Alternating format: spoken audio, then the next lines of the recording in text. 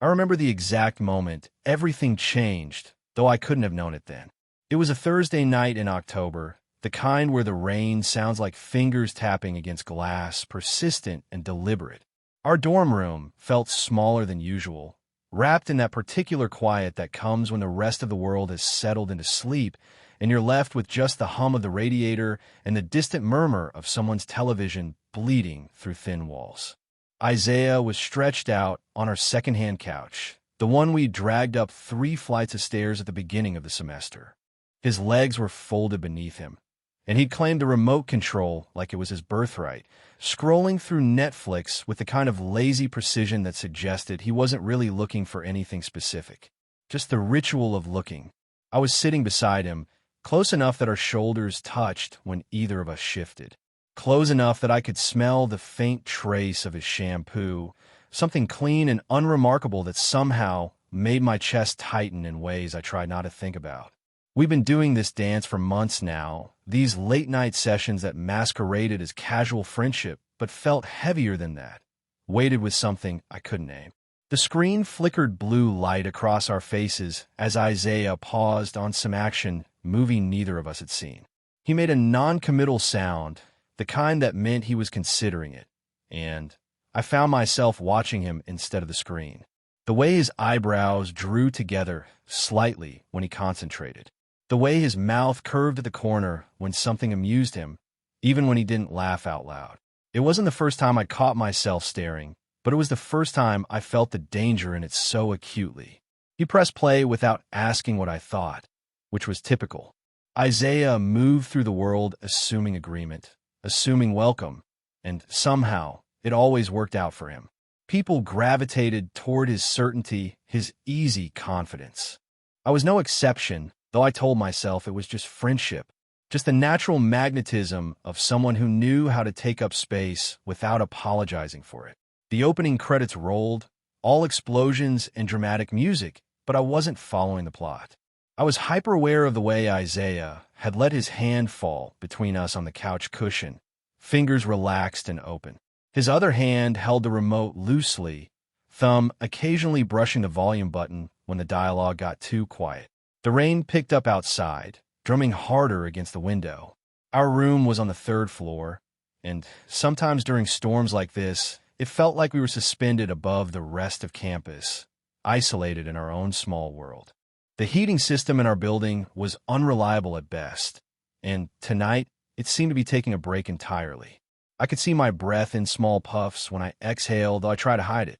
Isaiah noticed anyway. He always noticed.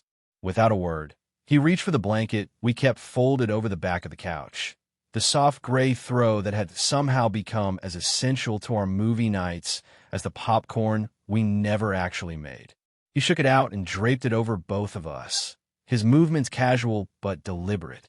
The blanket settled over our legs, and suddenly the space between us felt charged with possibility. I tried to focus on the movie. Really tried. But all I could think about was the warmth radiating from Isaiah's body beside me. The way the blanket created this cocoon around us that felt both innocent and dangerous.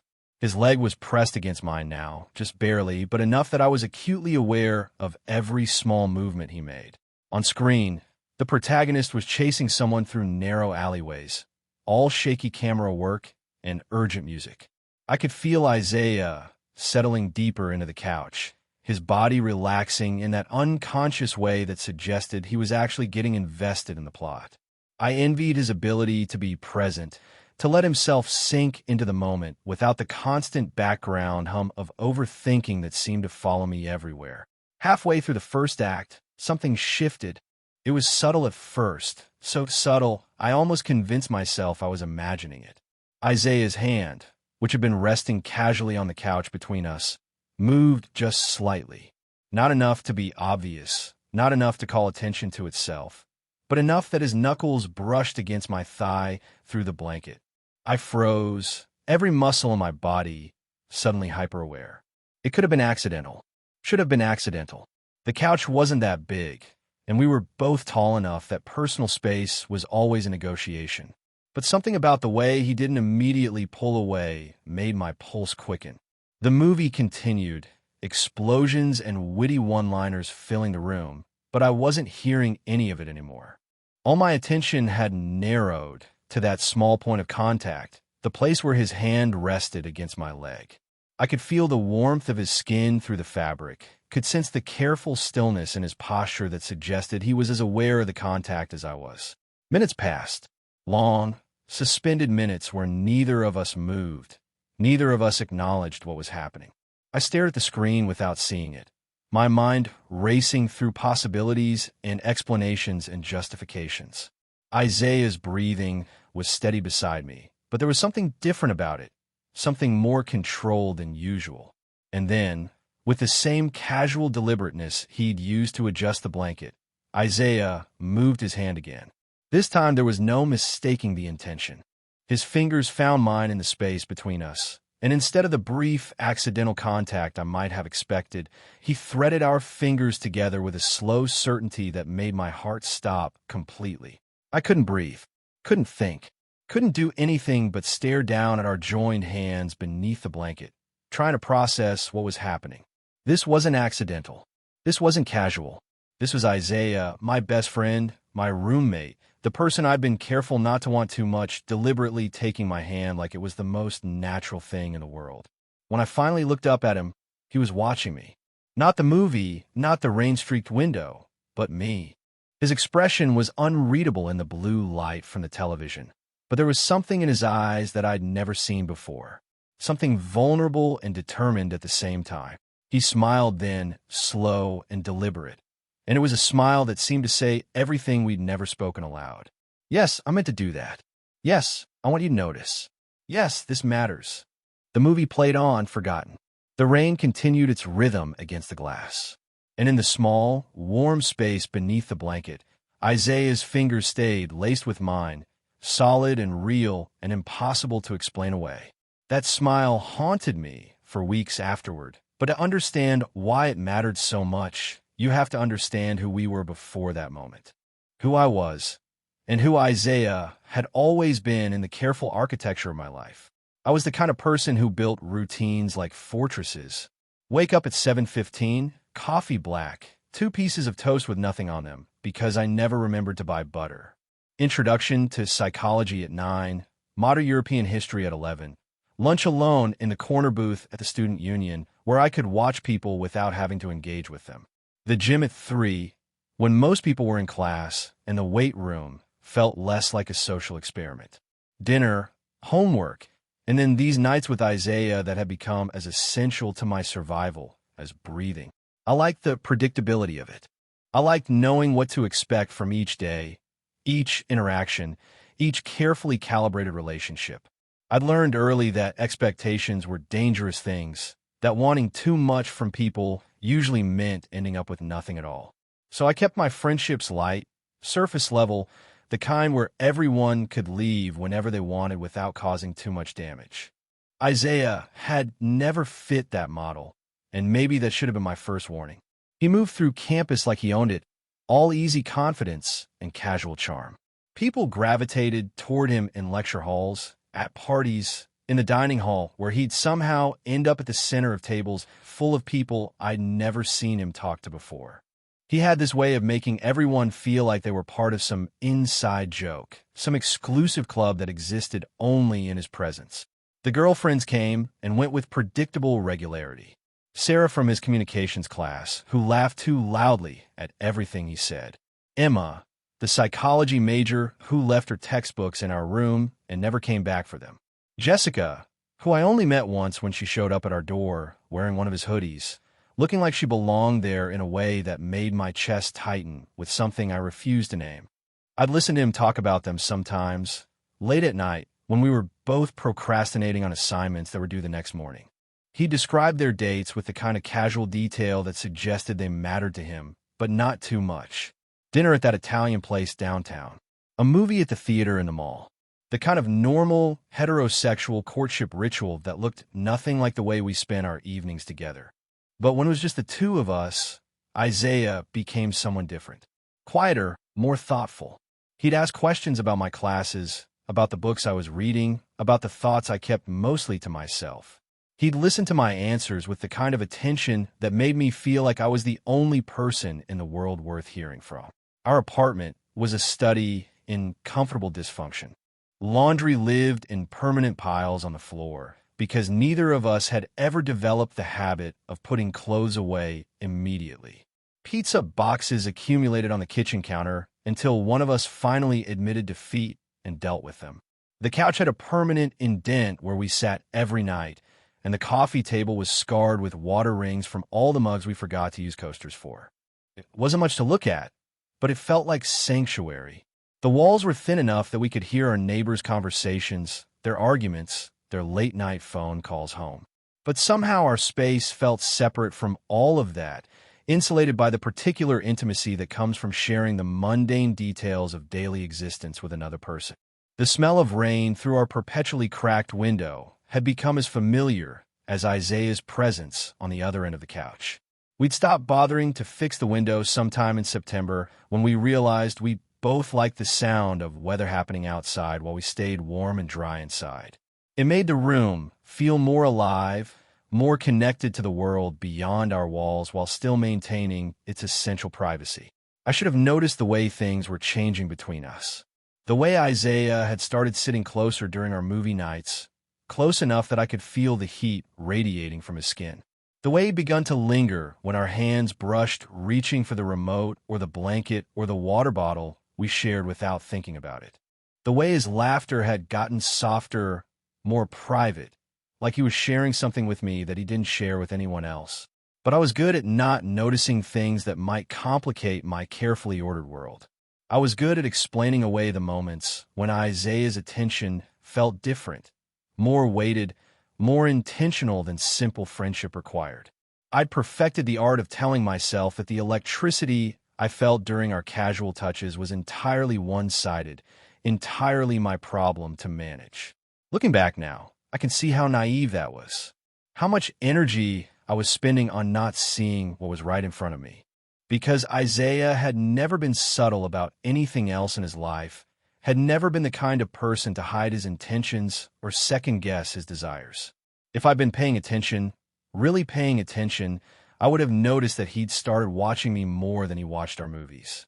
I would have seen the way his casual touches had become less casual, more deliberate, more frequent. I would have understood that when someone like Isaiah decides he wants something, he doesn't usually wait very long to make that clear. The shift didn't happen overnight. It began in the days following that Thursday night, in small increments that I might have dismissed individually, but collectively formed an undeniable pattern. Isaiah started sitting closer during our movie nights, close enough that the warmth from his body became a constant presence I couldn't ignore. Where before there had been a careful distance between us on the couch, now there was barely an inch of space, sometimes none at all. At first, I told myself it was coincidental. The weather was getting colder, and our heating system remained as unreliable as ever. It made sense that we'd gravitate toward each other for warmth.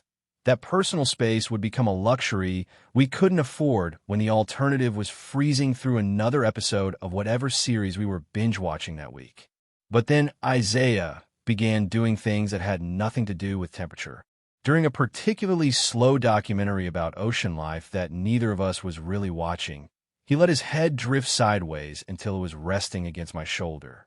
The weight of it was warm and solid, and I found myself holding unnaturally still, afraid that any movement might break the spell and send him back to his side of the couch.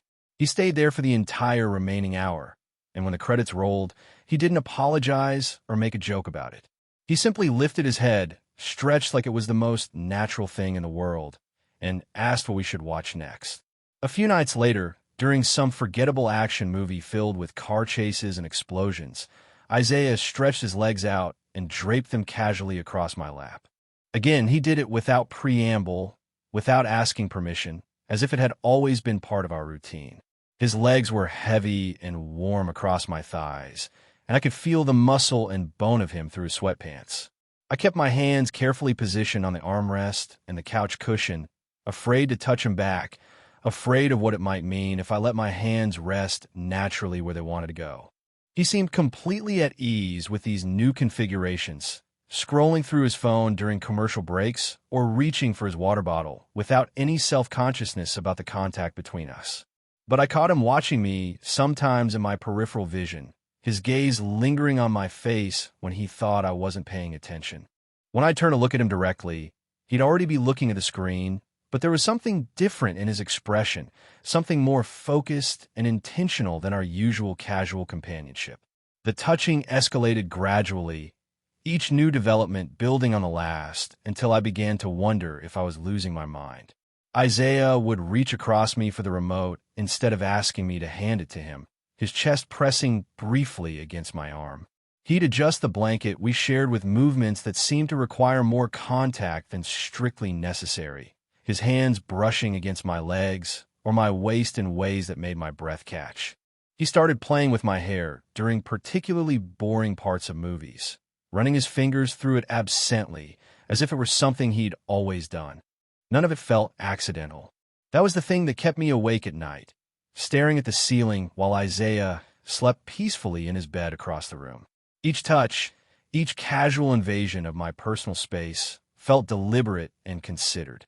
But I couldn't bring myself to acknowledge it out loud, couldn't find the words to ask what was happening between us without risking everything we already had. The breaking point came on a Sunday night in November. We'd been watching some mindless comedy special, the kind of background entertainment that required no real attention, when Isaiah shifted position and took my hand in his. Not the brief, charged moment from that first night, but something more sustained and intentional. He laced our fingers together and then, with his other hand, guided our joined hands to rest on his thigh. I stopped breathing entirely. The weight of our hands on his leg felt impossibly intimate, crossing some invisible boundary that we'd been approaching for weeks without ever quite breaching. Isaiah's thigh was solid and warm beneath our joined fingers, and I could feel the slight tremor in his breathing that suggested he was as affected by the contact as I was. We stayed like that for the rest of the show, neither of us speaking, neither of us moving to break the connection. The comedian on screen told jokes about dating and relationships and the general absurdity of human attraction, but the words felt like they were coming from another universe. All of my attention was focused on the place where our skin touched, on the steady rhythm of Isaiah's breathing, on the way he occasionally squeezed my fingers as if to remind me that this was real, this was happening, this was a choice we were both making. When the show ended, Isaiah didn't immediately let go of my hand. Instead, he turned to look at me directly, his eyes serious in the blue glow from the television screen. The silence stretched between us, heavy with everything we weren't saying, everything we hadn't acknowledged about what these past weeks had been building toward. Finally, he spoke, his voice quieter than usual, almost hesitant. He said he hoped he wasn't making me uncomfortable. He said he knew things had been different lately. He said he just wanted me to know that everything he'd been doing, every touch, every moment of closeness had been intentional. I told him I'd noticed. I told him I hadn't been uncomfortable. And then, in a moment of courage that surprised us both, I told him I'd been hoping he meant it. After that Sunday night confession, our evenings took on a different quality entirely.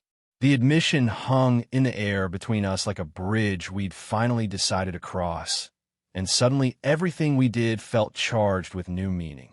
Isaiah no longer pretended his touches were casual accidents, and I stopped pretending I didn't crave them with an intensity that frightened me. The change was most noticeable in the way Isaiah watched me. During our movie nights, I'd catch him studying my face instead of following the plot, his gaze heavy with something I was still learning to recognize. When I'd meet his eyes, he wouldn't look away anymore like he used to. Instead, he'd hold my gaze with a small smile that made my stomach flip, as if he was enjoying the fact that I'd caught him staring. Our physical proximity became a constant negotiation of boundaries that kept shifting and expanding. Isaiah would settle against my side at the beginning of each movie, his head finding its familiar place on my shoulder, but now his hand would rest deliberately on my chest, fingers occasionally tracing small patterns against my shirt. The casual intimacy of it was overwhelming and addictive in equal measure. I found myself paying less and less attention to whatever we were supposedly watching. How could I focus on fictional characters and manufacture drama when Isaiah's thumb was drawing slow circles against my collarbone, when I could feel his breath warm against my neck every time he laughed at something on screen. The television became background noise, an excuse for these evening encounters that were rapidly becoming the most important part of my day. The silence between us grew heavier, weighted with all the things we weren't quite ready to say out loud. But it wasn't an uncomfortable silence anymore. It was anticipatory, electric, the kind of quiet that feels full rather than empty. Even when we did speak, our conversations had taken on a different rhythm. Isaiah's jokes became gentler, more intimate, designed for an audience of one. He'd make observations about the characters we were watching, but his voice would be softer, more thoughtful, as if he was really talking about us.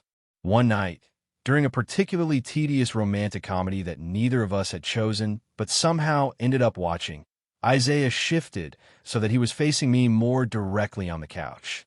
His legs were still draped across my lap, but now I could see his face clearly, could watch the way the light from the screen played across his features. He wasn't looking at the television at all anymore. His entire attention was focused on me, and the intensity of it made my pulse quicken. He reached up and touched my face, his fingertips tracing the line of my jaw with a delicacy that made me hold my breath. The gesture was so tender, so deliberately romantic, that it felt like crossing another invisible threshold. This wasn't the casual touching we'd been building up to over the past weeks. This was something else entirely, something that couldn't be explained away or dismissed as friendly affection. I leaned into his touch without thinking, my eyes closing for a moment as I let myself fully feel the warmth of his palm against my cheek. When I opened them again, Isaiah was watching me with an expression I'd never seen before, something vulnerable and determined at the same time. He looked like he was on the verge of saying something important, something that would change everything between us irrevocably. But instead of speaking, he let his hand drift down to my neck, his thumb finding the pulse point beneath my ear and resting there, as if he was measuring the rapid beat of my heart. The touch was intimate in a way that made my chest tighten with want and terror. I could feel how much I was trembling under his hands, could see in his eyes that he noticed it too. The movie continued playing, but we'd both completely abandoned any pretense of watching it. Isaiah's other hand found mine and brought it to his chest, pressing my palm flat against his shirt, so I could feel his heartbeat, strong and fast, and perfectly synchronized with the racing of my own pulse. The gesture felt like a confession, a way of showing me that he was just as affected by this as I was, just as overwhelmed by the electricity crackling between us. We stayed like that for what felt like hours, touching each other with a kind of reverent curiosity, as if we were memorizing the geography of this new intimacy. Neither of us pushed for more, but neither of us pulled away. We existed in that suspended moment between friendship and something deeper, something that would require words and decisions and consequences we weren't quite ready to face. When Isaiah finally spoke, his voice was barely above a whisper. He said my name like it meant something different now, like it carried weight it hadn't held before. He told me he'd been thinking about this, about us, for longer than he'd admitted. He said he'd been trying to figure out how to cross the line without losing me entirely if I didn't want to cross it too. I told him he didn't have to worry about losing me. I told him I'd been waiting for him to make the first move because I'd been too afraid to risk it myself.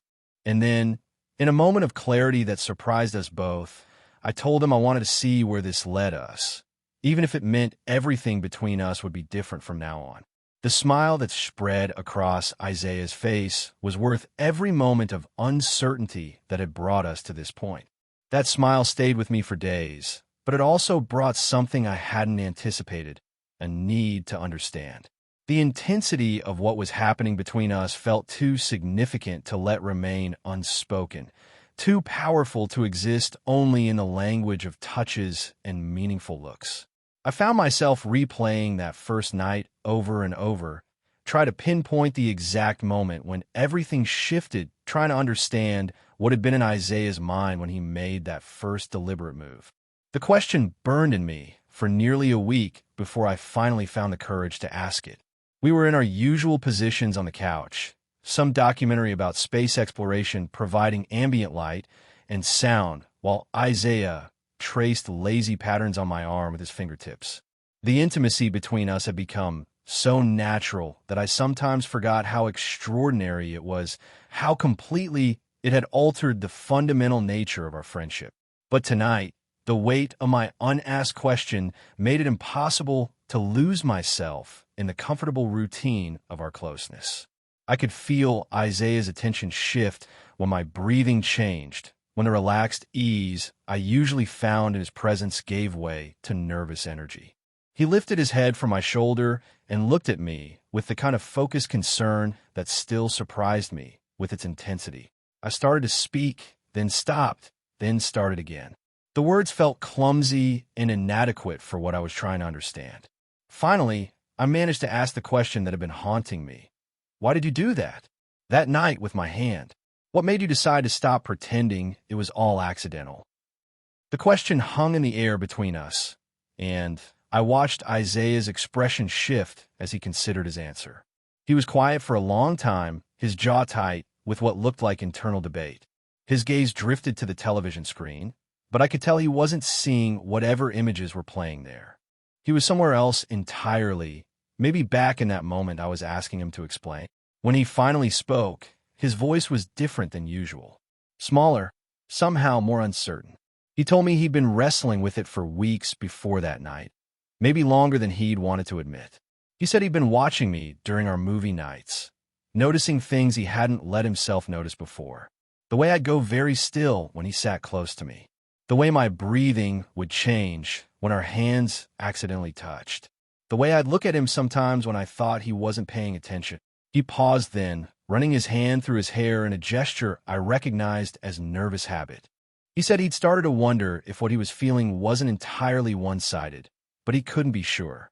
And the uncertainty was driving him crazy because he'd never been the type to second-guess himself about anything, especially not about wanting someone. The confession surprised me with its vulnerability.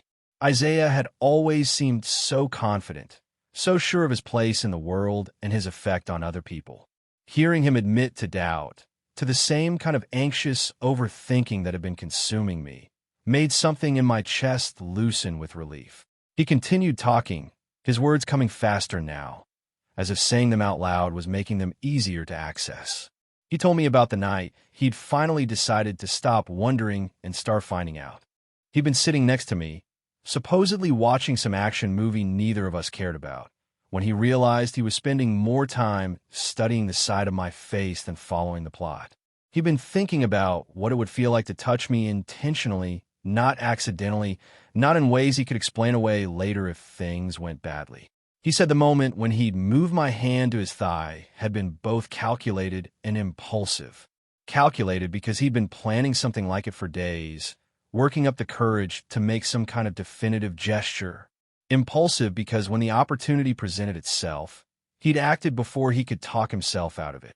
Then he looked directly at me, his eyes holding mine with an intensity that made my pulse quicken.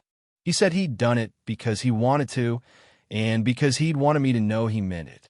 He said he was tired of pretending that what he felt when we were together was just friendship, tired of acting like the electricity between us was something he was imagining.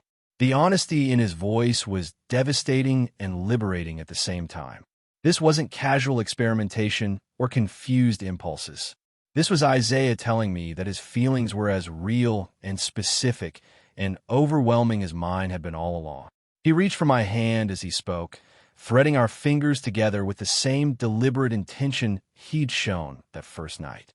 He said he'd been prepared for me to pull away, to tell him he'd misread everything, to ask him to pretend it had never happened.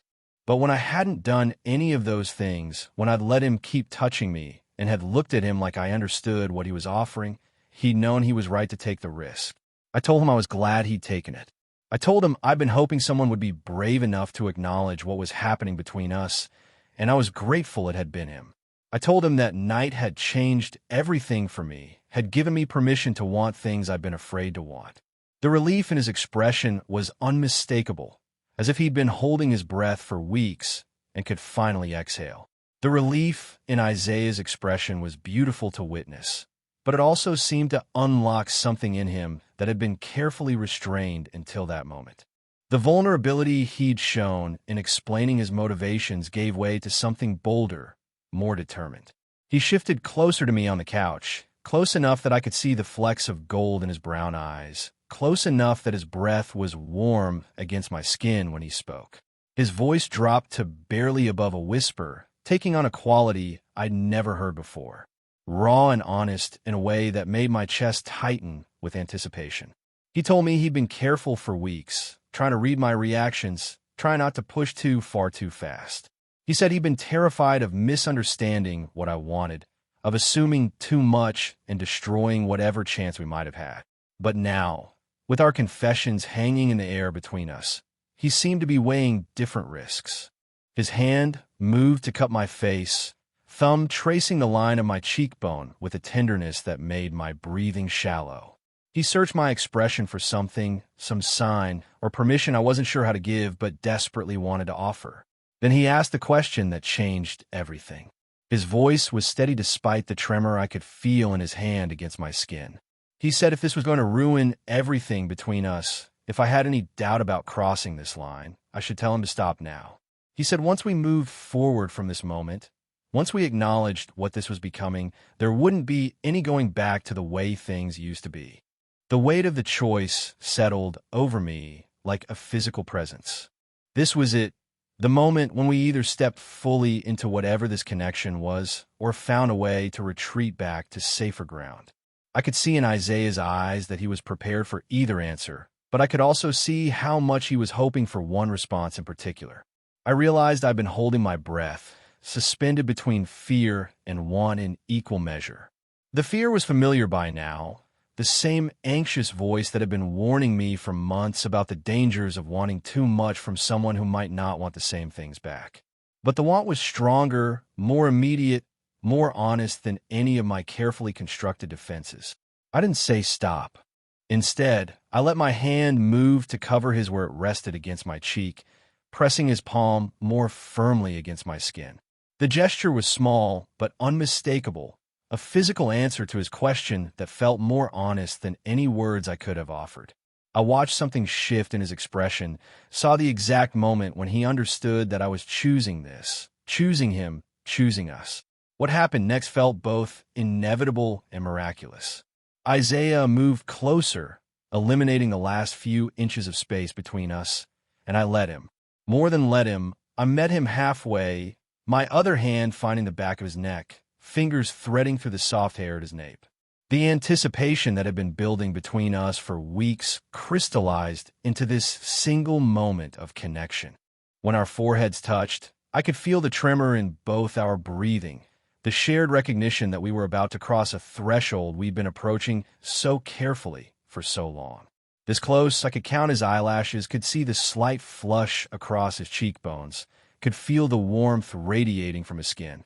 He whispered my name, and it sounded different in his voice than it ever had before. Not the casual way he'd said it during our friendship, but something more reverent, more intimate, like he was trying out how it felt to say it in this new context, this space we were creating together. I responded by saying his name back, and the sound of it hung in the air between us like a promise. Neither of us moved for a long moment, both of us seeming to understand that this pause was important, that we needed to fully inhabit this threshold before we crossed it completely. Then Isaiah's hand moved from my cheek to the back of my neck, mirroring my own gesture, and he pulled me closer until there was no space left between us at all. The contact was electric, overwhelming in its intensity and rightness. Every point where our bodies touched felt significant, charged with all the weeks of careful approach and tentative exploration that had brought us to this moment.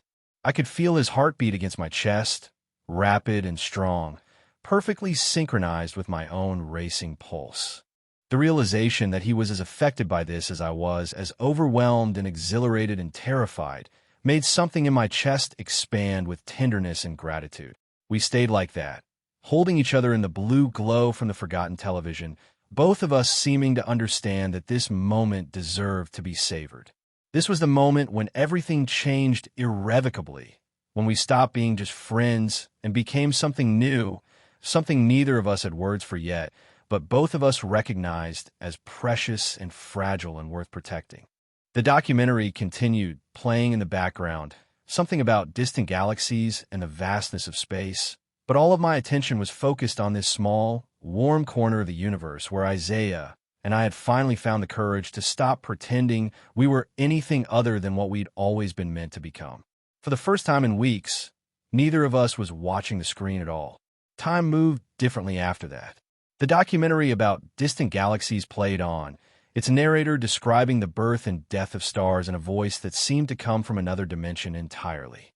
But Isaiah and I existed in our own gravitational field now, pulled together by forces that felt as ancient and inevitable as the cosmic events unfolding on the forgotten screen. We didn't rush toward anything more dramatic or definitive. Instead, we settled into this new configuration of ourselves with a kind of reverent attention to detail. Isaiah shifted so that we were lying rather than sitting, his body warm and solid along the length of mine, our legs tangled together beneath the gray blanket that had witnessed so many of these evening transformations. His head found its place against my shoulder, but now there was nothing casual about the gesture. This was deliberate intimacy, chosen connection, the physical manifestation of everything we'd finally admitted to each other. I could feel the steady rhythm of his breathing against my chest, could sense the way his body was completely relaxed against mine, as if he'd been waiting months to let himself settle into this kind of closeness. My hand moved almost without conscious direction, fingers threading through his hair with a tenderness that surprised me. The gesture felt both new and familiar, like something I've been wanting to do for so long that actually doing it felt like muscle memory. Isaiah made a small sound of contentment, a quiet hum that vibrated against my collarbone and made my chest tighten with an emotion I didn't have words for yet. The rain that had been our constant companion during these evening hours had gentled to something softer, less insistent. Through our perpetually cracked window, I could hear it pattering against the glass with the kind of rhythm that usually made me drowsy. But tonight, I felt more awake than I had in months, hyper-aware of every sensation, every small detail of this moment that felt too significant to ever forget. Isaiah's hand rested over my heart, his palm flat against my shirt, and I wondered if he could feel how fast it was beating. The contact felt like an anchor, something solid and real to hold on to while my mind tried to process the magnitude of what had just shifted between us. Everything looked the same in our small room, the same scattered laundry and forgotten coffee mugs and familiar furniture, but the air itself felt different, charged with new possibility. Neither of us spoke for a long time. The silence wasn't uncomfortable or uncertain like it had been during those weeks of careful approach and tentative exploration. This was the silence of completion, of arrival, of two people who had finally found their way to where they were supposed to be. Words would have felt insufficient anyway, too small to contain everything that was happening between us. At some point, the documentary ended and Netflix moved on to its next automatic selection, some nature program about migration patterns that neither of us paid any attention to. The blue light from the screen continued to wash over us in gentle waves, creating shadows that shifted and changed across the walls of our room like some kind of visual lullaby. Isaiah's breathing had grown deeper, more regular, and I realized he was drifting towards sleep. The trust implicit in that, his willingness to be vulnerable and unconscious in my arms, felt like another kind of gift. I adjusted my position slightly, trying to make myself more comfortable without disturbing him, and felt him settle more securely against me in response. Looking down at him, at the way his eyelashes cast shadows on his cheekbones in the flickering light, I was struck by how right this felt. Not just the physical comfort of holding him, though that was overwhelming in its own way, but the emotional correctness of it. Like we'd been moving toward this moment since the first day we'd been assigned as roommates, since the first time he'd made me laugh, since the first time I caught myself watching him instead of whatever we were supposed to be paying attention to. Our hands were still joined, fingers laced together, just as they had been that first night when everything changed. But now, instead of resting between us in careful neutrality, they lay across Isaiah's hip, a casual intimacy that spoke to how completely the landscape between us had shifted. This was what I've been afraid to want, what I've been trying not to hope for during all those weeks of uncertain longing. The television screen flickered and went dark as the nature program ended, leaving us in the kind of gentle darkness that comes when the only light source is the glow from the street lamp outside our window. The room felt smaller and more intimate without the constant blue illumination, more like the private sanctuary it had always been, but somehow more sacred now. Isaiah stirred slightly in his sleep, his hand tightening over mine, and I realized that neither of us had any intention of moving. We would stay like this, tangled together on our second-hand couch, until morning forced us back into the ordinary world of classes and responsibilities and all the external demands that existed beyond this room. But for now, in this suspended moment between one version of ourselves and another, we were exactly where we belonged. The rain continued its gentle percussion against the window, and our hands remained exactly where Isaiah had first placed them all those weeks ago, no longer by accident, no longer hidden, no longer requiring any explanation beyond the simple truth that this was what we both wanted.